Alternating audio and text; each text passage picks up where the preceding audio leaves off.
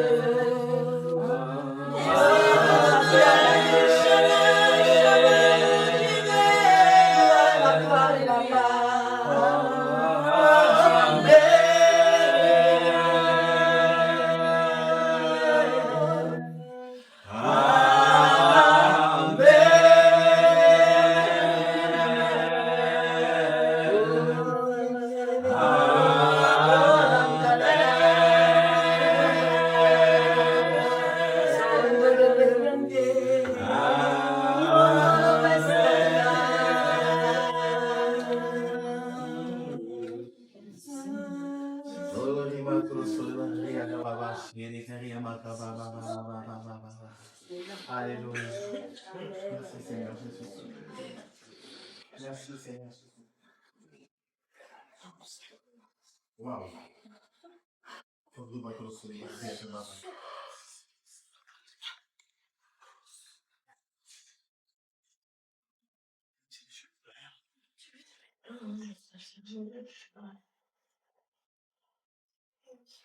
Waouh, waouh, waouh, waouh. Ah, brother Lee.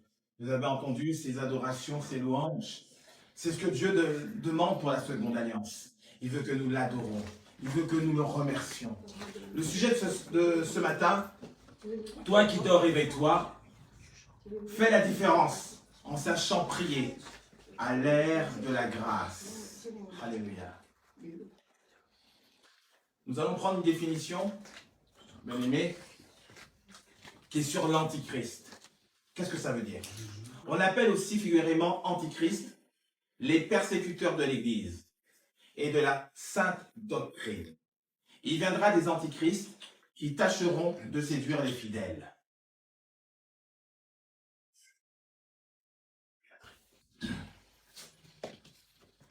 Bien-aimés, les successeurs du Second Testament s'inspirent des méthodes du Premier Testament.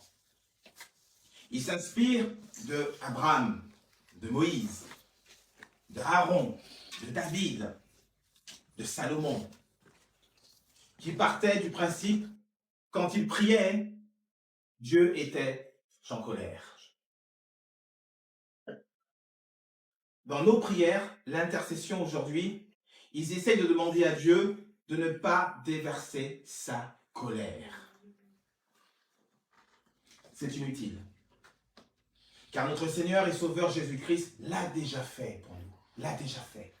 Donc, nous avons à appliquer ou exécuter ce que Jésus a déjà fait à l'époque. Il plaidait pas, mais il ne suppliait pas Dieu. C'est exactement l'attitude qu'aujourd'hui ont les intercesseurs de la Seconde Alliance. Du Second Testament, si vous préférez. Alors qu'ils ne devraient pas. Nous devons embrasser ce que Jésus a fait pour nous. Nous devons l'appliquer, le manifester, au lieu de vouloir d'essayer d'agir à sa place. Et d'agir à la place de Dieu, bien-aimé. Notre Seigneur Jésus-Christ a tout accompli par l'œuvre de la croix. Il nous a réconciliés avec Dieu, le Père. Le but de la prière aujourd'hui, c'est l'amour, mais c'est aussi une relation personnelle. L'intimité avec Dieu. Ou que la Bible, la parole, si vous préférez. Ça s'appelle la vie éternelle. À savoir connaître Dieu et Jésus-Christ, c'est le but de la prière. Avoir cette relation personnelle.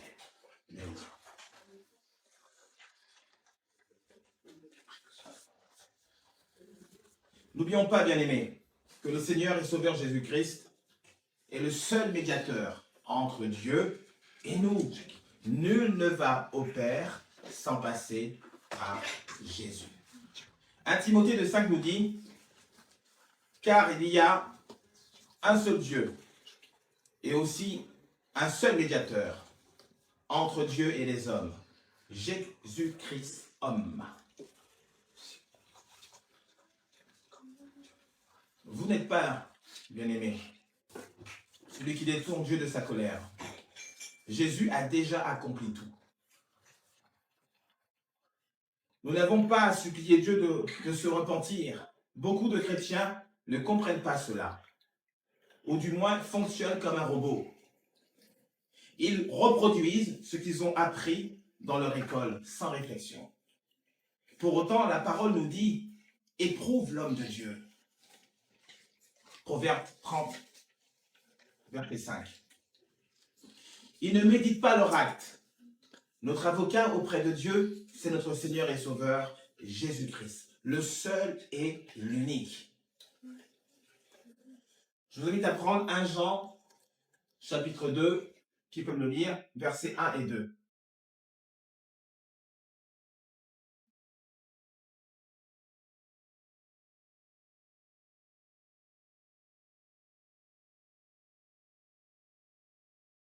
« 1 Jean, chapitre 2, verset 1 et verset 2. Vous pouvez me le lire? Petits enfants, je vous écris ces choses, afin que vous ne péchiez point. Et si quelqu'un a péché, nous avons un avocat auprès du Père Jésus-Christ, le juste. Il est lui-même une victime expiatoire pour nos péchés, non seulement pour les nôtres, mais aussi pour ceux du monde entier. Amen, amen. Mes petits enfants, je vous écris ces choses afin que vous ne péchiez point. Et si quelqu'un a péché, nous avons un avocat auprès du Père, Jésus-Christ le juste. Il est lui-même une victime expiatoire pour nos péchés, non seulement pour les nôtres, mais aussi pour ceux du monde entier. Vous avez dans cette ancienne alliance, où, je l'ai déjà dit à plusieurs reprises, mais en Exode 32, 12, où on voit où Moïse demande à Dieu de se repentir. Je vous invite à prendre Exode 32, 12. Il faut vérifier. Exode 32, 12, qui peut le lire?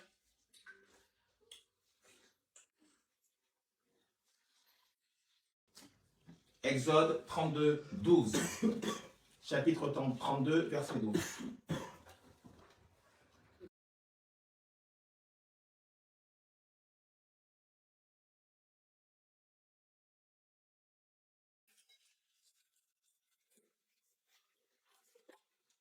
Exode 32, 12. Est-ce que vous l'avez? Oui. Pourquoi les Égyptiens diraient-ils, c'est pour leur malheur? Qui les a fait sortir? C'est pour les tuer dans les montagnes et pour les exterminer du dessus de la terre. Reviens de l'ardeur de ta colère et repens-toi du mal que tu veux faire à ton peuple. Voyez, par l'Exode 32, 12, nous voyons que Moïse a demandé à Dieu le Père de se repentir.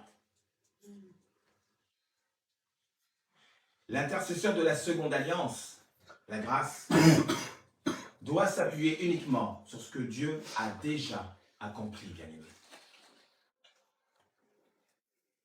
On pourrait avoir de nombreux exemples dans ce sens. Vous l'avez dans Luc 4, 18.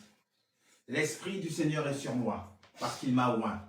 Il m'a envoyé pour évangéliser aux pauvres, pour guérir ceux qui ont le cœur froissé, ou le cœur brisé pour certaines versions.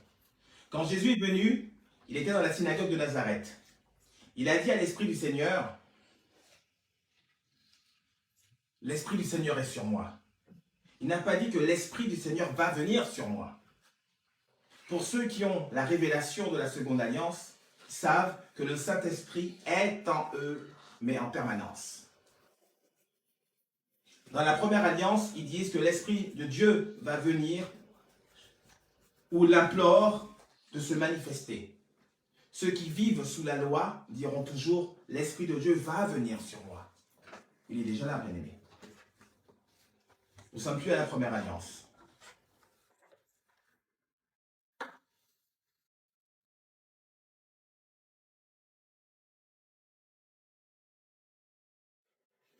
Dans la première alliance, je le répète, parce que ils disent que l'Esprit de Dieu va venir, ou l'implore de se manifester. Ceux qui vivent dans la loi diront toujours, l'Esprit de Dieu va venir sur moi, parce que la chair n'est pas entièrement soumise. Ils ne sont pas rentrés entièrement dans la nouvelle naissance, parce que c'est un travail, c'est une continuité. L'ego, l'orgueil règne en maître. S'ils ne se sentent pas d'émotion, ils vous disent « Dieu n'est pas là ». Ils sont encore charnels. Tout reste conditionnel pour eux.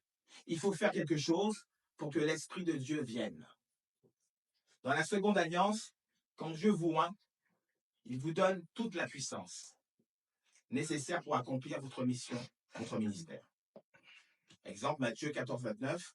Lorsque le Seigneur a parlé à Pierre dans Matthieu chapitre 14, il lui dit, « Seigneur, si c'est toi qui ordonnes, ordonne-moi d'aller jusqu'à toi. » Vous savez, il était sous les eaux. Et Pierre demande à Jésus de lui ordonner de venir. Vous allez comprendre, la vie, la mort, le pouvoir de la langue, il y a une puissance. Et il dit à Pierre, viens. Un seul mot de 5 lettres, viens. Ce mot contient suffisamment d'onction et de puissance. Et Pierre marcha sur l'eau. Et quand Dieu vous appelle à faire quelque chose, bien-aimé, il vous équipe. C'est comme ça que vous reconnaissez celui qui est appelé à celui qui n'est pas.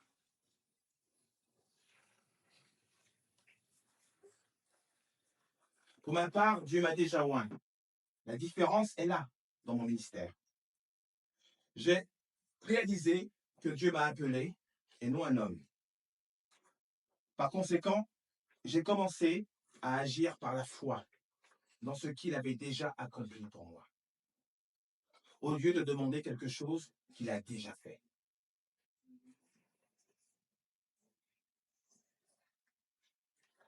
C'est important de comprendre cela. Nous devons, quand nous rentrons dans ce salut mérité, nous devons comprendre, je l'ai vu au week-end dernier, rappelez-vous, on a parlé de ton identité en Christ.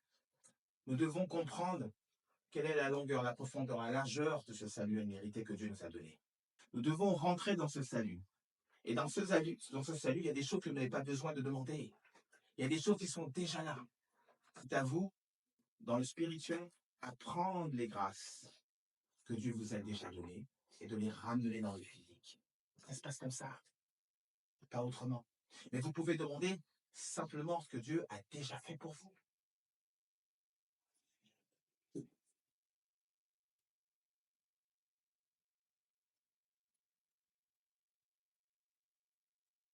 Lorsque vous demandez à Dieu de faire quelque chose sans croire que c'est déjà accompli, vous êtes dans le doute, dans l'incrédulité.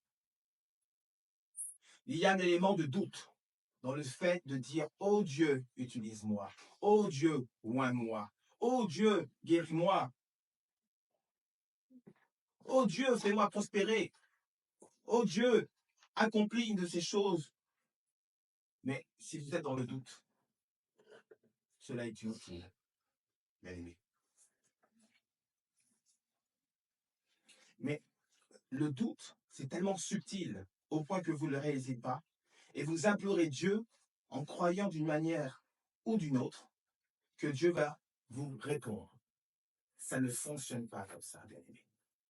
La vie, la mort est au pouvoir de la langue. Je vous rappelle cela. C'est un Tout ce que vous direz se réalisera. Je l'ai encore vu cette semaine pour ma part. Tout ce que vous dites se réalise. Voilà pourquoi il vous dit bénissez au lieu de maudire. Bénissez. Parce qu'on a une telle puissance dans cette langue, cet organe incontrôlable, parce que nous avons le Saint-Esprit en nous. Nous avons celui qui a, au début de la création, Genèse 1, 2, 3, il était là, il était présent. Il attendait quoi? Juste un ordre, que la parole dit, que Jésus dit. Et la lumière fut et la lumière soit. Il attendait juste cet ordre. Ce même Saint-Esprit qui a ressuscité Jésus-Christ est en toi, bien sûr, qui est dans chacun de vous. Alors quand vous parlez, vous dites les choses. Ça se réalise. Ça se réalise. Je vais vous dire, quand Dieu dit à la montagne, déplace-toi, montagne, déplace-toi. Il est dit, les mauvaises mœurs, les mauvaises compagnies peuvent vous faire du tort. Si vous acceptez une parole, et si cette parole, vous l'acceptez en vous, cette parole va vous nuire. Cette parole va mettre va être toxique pour vous.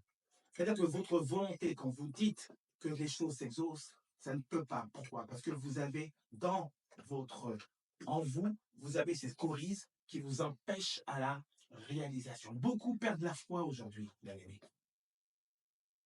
Beaucoup perdent la foi parce qu'ils ne voient pas l'exaucement de leur prière. Ils demandent, mais rien n'y fait. Rien n'y fait. Parce que la mentalité de la loi n'est pas partie. Parce que l'œuvre de la chair est encore inscrite en chacun d'eux. Tant que cette œuvre de la chair est présente, vous ne pourrez pas avoir l'exaucement de vos prières, du moins plus que vous l'avez aujourd'hui. Le moyen maintenant pour que vous puissiez avoir un exaucement plus fort, c'est de vous examiner, bien aimés. Examinez-vous. On arrive à un dilemme aujourd'hui. Quand on vient pour parler d'un péché, la première chose qui vient et qui est dite par expérience, c'est que tu montres trop du doigt le péché. Alors si je montre trop du doigt du péché, pourquoi tu continues ton péché? Pourquoi tu ne regardes pas ton péché pour l'arrêter? Alors, vous allez à tout vent de doctrine, parce que vous ne voulez pas que cette chose parte, ou du moins vous ne voulez pas que cette chose se voie. Et c'est là le problème. L'œuvre de la chair est manifeste en vous. Il vous faut regarder cette chose pour qu'elle parte. Parce que tant que cette chose revient, elle revient fois 7 en chacun de vous. Et la condition première est pire que la seconde. Donc il vous faut vous examiner pour faire partir cette chose de vous. Et quand vous prierez, vous ne prierez plus sur le modèle de la première alliance. Vous prierez autrement. Vous priez en sachant le salut immérité que Jésus vous a donné. Vous prierez avec action de grâce.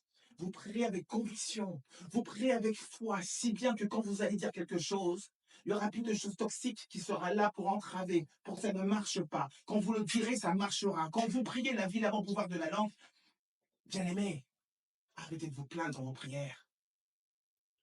Arrêtez de vous plaindre dans vos prières. Jésus a tout réalisé pour vous. Ayez ce cas de conscience. La vie, l'amour, pouvoir de la langue. Si vous vous plaignez comme ça, vous êtes en train de garder ce malheur sur vous. Non, mais allez plutôt à l'adoration. L'adoration que nous avons faite tout à l'heure. C'est ce que Dieu, il aime. Il aime que vous l'adorez. Il aime que vous le remerciez. D'une part, le souffle de vie qu'il vous a accordé, toutes les protections qu'il vous a accordées pendant toute cette année ou cette journée, ou depuis que vous êtes né. Il veut que vous l'adorez, que vous le remerciez. Parce qu'il vous a tout donné. Il vous a donné ce salut immérité. Il vous a donné toutes les grâces pas imaginables. Il vous a donné toute cette autorité pour vous. Mais pour que vous puissiez en disposer, bien aimé, examinez-vous. Moi, j'aime à dire, réveille-toi, toi qui dors. Le temps de l'examen est important et il faut le faire maintenant. Jésus est à la porte. Ils diront, Jésus est là. L'examen est important pour chacun de nous. Nous devons nous examiner, nous devons nous regarder pour avancer en nouveauté de vie. Bien, des personnes aujourd'hui ne veulent pas qu'on leur montre leur péché. On a beau les aimer, on a beau leur montrer, ils ne veulent pas. Et ils vont vous dire, mais on est sous la grâce. Mais vous savez que la grâce, ce n'est pas un permis de péché. Ce n'est pas un permis de péché, la grâce, bien aimé. La grâce vous dit, examine-toi. Et le Saint-Esprit qui est en toi va t'aider. Mais lui, demande-lui de mettre à la lumière ce qui ne va pas. Il va le mettre à ta conscience, il va le mettre à ton intelligence. Et quand vous priez, bien-aimé, quand vous priez, allez dans le lieu secret. Alors d'autres vont, vous savez, il y a un verset qui dit, je ne bénirai pas les lieux saints faits de main d'homme. Ils vont dans une pièce, ils vont dans une chambre et ils vont prier. Mais vous oubliez que Dieu vous a justifié dans ce corps ordinaire. Et qu'autour de nous, nous avons des choses, nous avons des esprits injustifiés qui sont autour, qui est là, qui écoutent. Alors quand vous priez pour vous à haute voix, vous pensez qu'ils ne vous écoutent pas? Il y a une réflexion que nous devons avoir, bien aimés. Quand vous priez dans votre lieu secret, c'est ici, là, dans la tête, dans l'esprit. Demandez à Dieu ce que vous voulez, ici. Ayez une relation personnelle avec Dieu, ici. Parlez avec lui, il vous répondra. Ce qu'il veut, ce n'est pas la relation personnelle avec ton pasteur. Non, il veut la relation menée avec toi. Uniquement avec toi. Vous savez, le rôle d'un pasteur, ce n'est pas... Non, le rôle du pasteur, c'est uniquement, quand on passe en selle, c'est de le ramener sur le chemin de Jésus. Et c'est tout. Le rôle d'un pasteur, c'est de te ramener sur la route. Et tu continues ta route. Mais nous n'acceptons pas la correction. Nous ne voulons pas cette correction, elle fait mal. Nous sommes dans les temps de la fin, bien-aimés. A-t-on le temps de patienter? A-t-on le temps d'attendre? Ayez ce cas de conscience. Ayez ce cas de conscience. C'est pour vous tous. On ne contrôle pas un homme de Dieu. Un homme de Dieu ne fait pas les choses pour vous plaire, vous les hommes. Son intérêt, tout comme vous, c'est plaire à Dieu. Il vous dira les choses, ça va faire mal. Mais c'est pour ton bien. C'est pour que tu puisses avancer. C'est pour que tu puisses regarder ce qui ne va pas. Priez, bien-aimés. c'est avoir une relation personnelle avec Jésus, avec Dieu. Prier, c'est demander. Mais demander quoi? Demandez à Dieu de vous permettre de rentrer dans ce salut mérité, de contempler ce qu'il a déposé pour vous et de vous aider à prendre ce qu'il vous a donné, toute autorité. Et de chasser toutes ces mauvaises pensées qui sont là pour vous détourner de la vérité. Beaucoup perdent la foi aujourd'hui. Beaucoup perdent la foi. Ils prient, ils n'y arrivent pas. Et ils vont trouver, mais oui, mais Dieu ne m'exauce jamais. As-tu changé ta mentalité? Dieu t'aime. Il veut que les choses changent. Il veut que ta mentalité change. Il te veut toi. Prier sous la grâce, c'est prier avec amour. Prier sous la grâce, c'est prier avec un cœur sincère. Prier sous la grâce, c'est ne plus prier comme la première alliance où nous étions ennemis de Dieu. Et c'est comprendre que Jésus nous a réconciliés avec notre Père. Prier sous la grâce, c'est avoir une relation personnelle avec Jésus.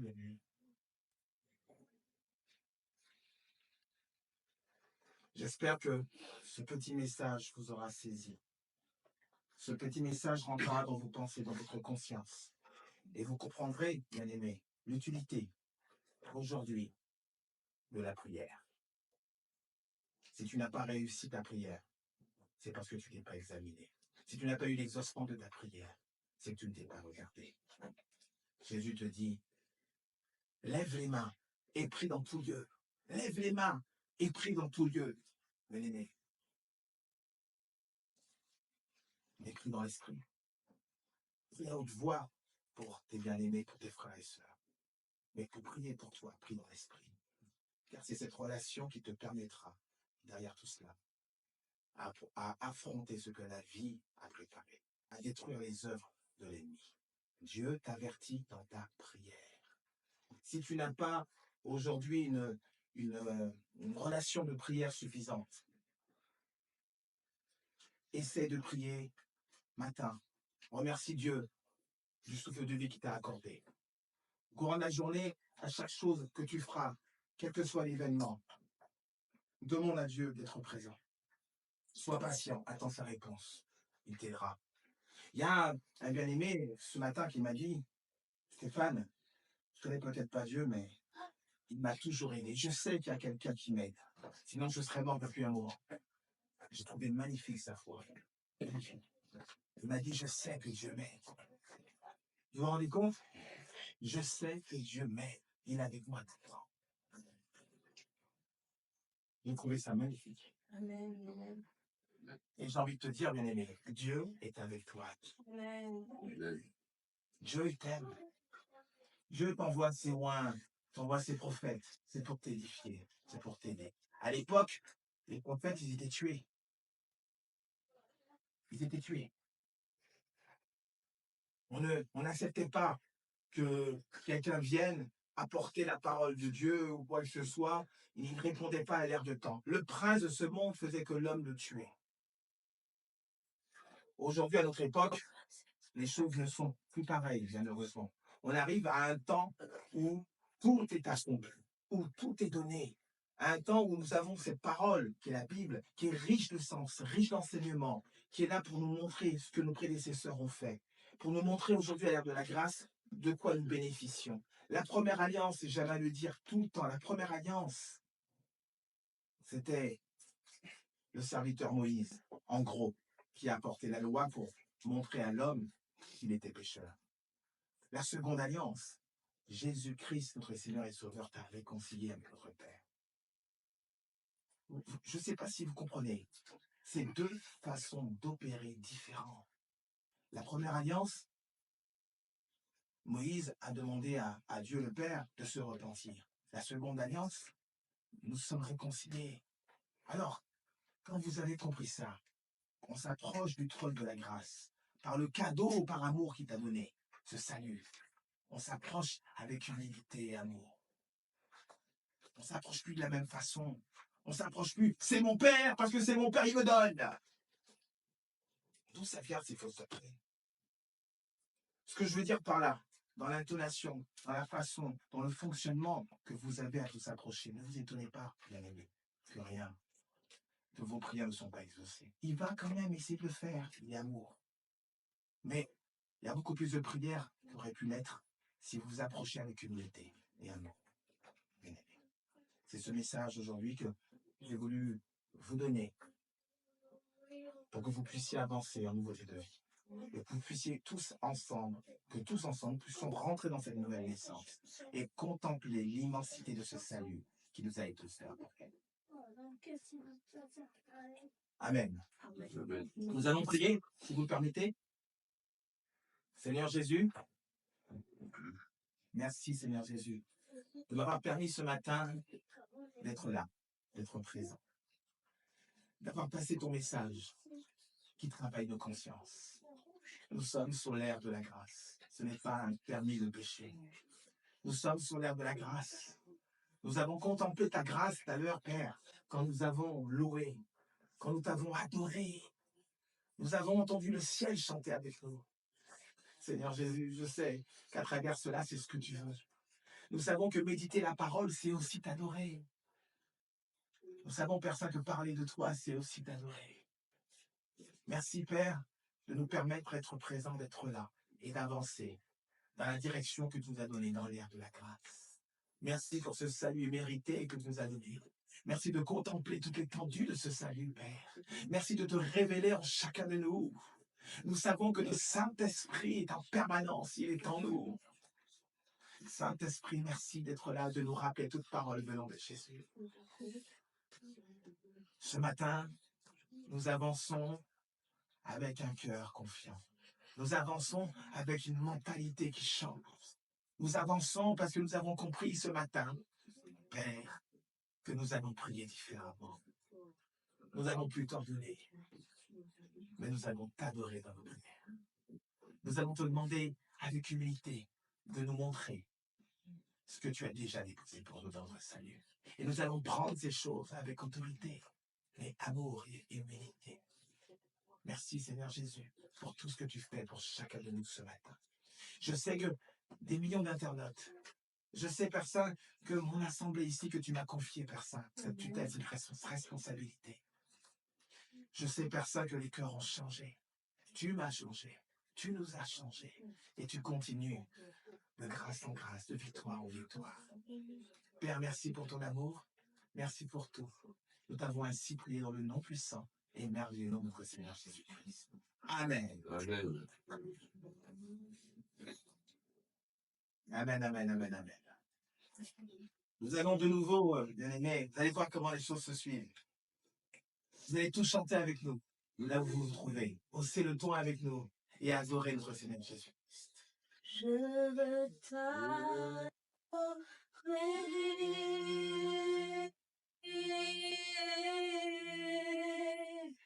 Oui,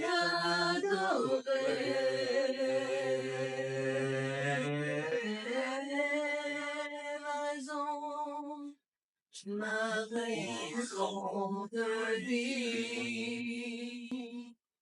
c'est de t'adorer.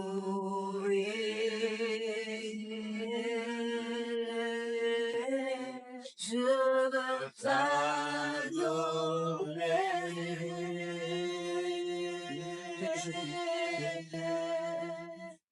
Oui,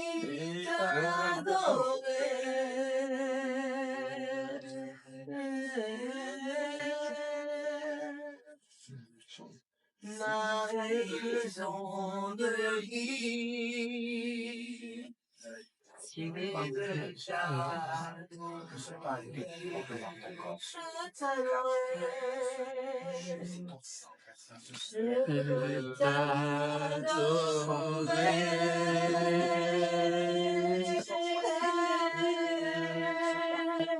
Oui, t'adorer.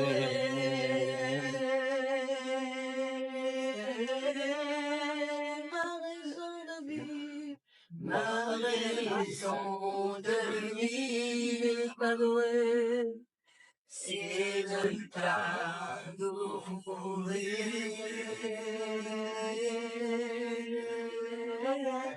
Je veux t'adorer.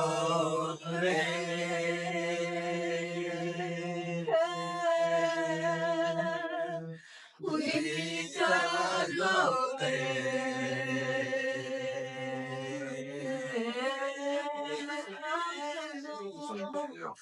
Si j'ai Seigneur. Frédéric, le baptême que Dieu nous a donné est quelque chose de merveilleux. Le baptême, quand tu vas dans cette eau,